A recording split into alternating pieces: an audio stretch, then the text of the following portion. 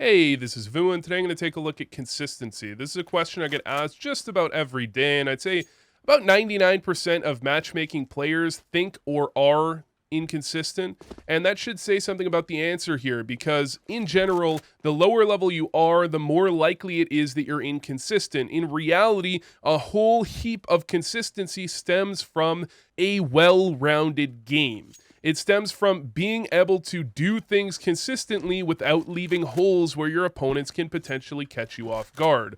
A good example of inconsistency is if you come to B site here and you never clear the left side angle. You could come here 6 times and only one of those you die. Well, you're going to think to yourself, well, that's inconsistent because I died 1 time and the other 5 rounds I did just fine. In reality, you were consistently bad in that you didn't clear an angle, but you don't always get punished for your misplays. So as you continue to get better, your consistency will go up pretty drastically. And if you're a player in Silver, Nova, MGE even, and you're thinking you're inconsistent, don't look at ways to become more consistent. Look at ways to get better at the game, because as you get better, you're going to have less holes in your gameplay. You're going to have less flaws that your opponents can exploit, and you're going to have a better time. You're going to be much more consistent. Now, this extends to a varied playstyle as well. You can play a very static playstyle,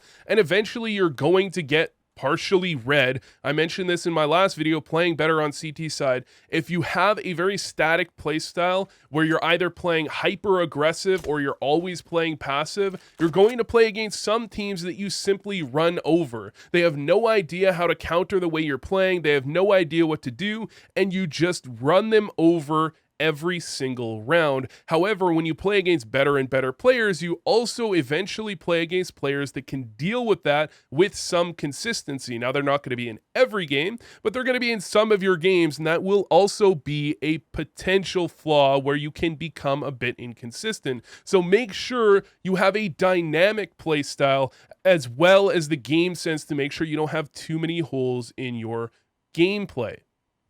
Now, the unfortunate reality is, as you get better and better, you're going to hope to become more and more consistent. However, this only works up until a point. If you've ever played League competitive CS, you realize exactly what I'm talking about here, where when you're in a pug, you're playing with 4 teammates that you've never played with before, very likely, against 5 uncoordinated opponents who very likely have never played with each other before either, which means your teammates are going to have no idea how you're going to react.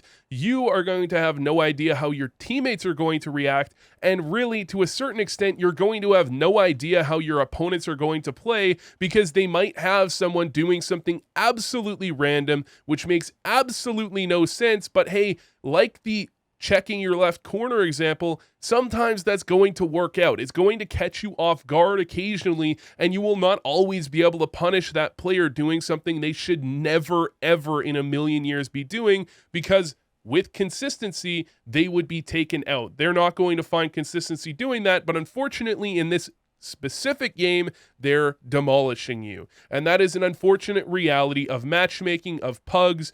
The only way to get true consistency is to play in a much more consistent environment. That means playing with a team against teams so you can actually have teammates that know how you're going to play, you know how they're going to play, so you can react together, you can support each other, and your opponents are not monkeys.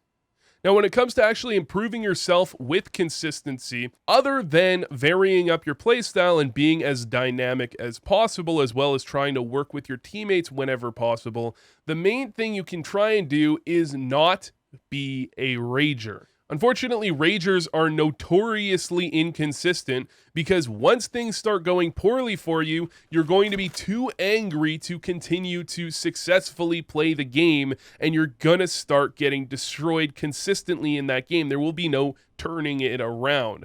Now, unfortunately, you can't always control the way your brain is going to react to something.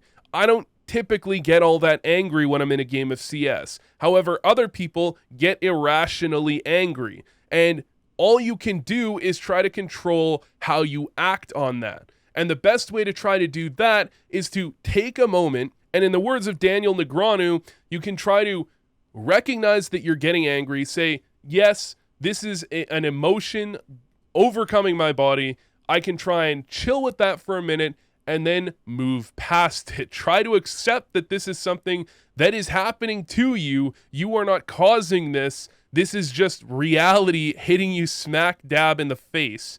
And you can try to move past it, but at the very least, try to, deep breaths, get that pressure point therapy, rub your earlobes, woo-saw. Oh, yeah.